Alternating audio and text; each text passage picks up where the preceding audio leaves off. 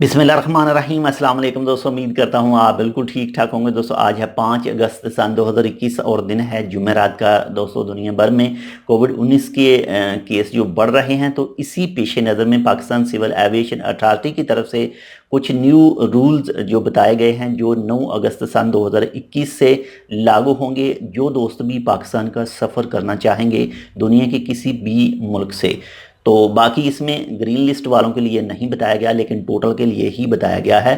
तो नंबर 1 पर है 6 साल और इससे ज़्यादा उम्र वाले जितने भी अफराद पाकिस्तान का सफ़र करना चाहेंगे, उनके लिए लाजमी होगा कि 72 घंटे पहले कोविड-19 का एक मनफी टेस्ट जो है वो पेश करना होगा। मनफी टेस्ट की रिपोर्ट लाजम पेश करनी होगी। इसके बाद में नंबर 2 पर 6 साल और इससे ज़्यादा उम्र वाले जितने भी पाकिस्तान का सफ़र करेंगे, पाकिस्तान एयरपोर्ट पर पहुँचेंगे, तो उनका एंटीजीन कोविड-19 का टेस्ट होगा। इसके बाद में नंबर 3 पर जो 6 साल से लेकर 12 साल तक जो पाकिस्तान पहुंचते हैं, तो उनका कोविड-19 का एंटीजीन टेस्ट होता है। तो अगर वो पॉजिटिव निकलता है, तो 6 साल से लेकर 12 साल तक जितने भी बच्चे हैं उनको अपने घर में करंतना करने की इजाज़त होगी। इसके बाद में नंबर 4 पर 12 साल से जितने भी ज़्यादा उम्र वाले अफराद होंगे, बच्चे बड़े जो भी हैं, वो अगर पाकिस्तान एयरपोर्ट पर पहुंचते हैं और उनका कोविड-19 का जो एंटीजीन टेस्ट है वो पॉजिटिव निकलता है, तो तब उनको जो हुकूमत की तरफ से बनाए गए, जो पहले से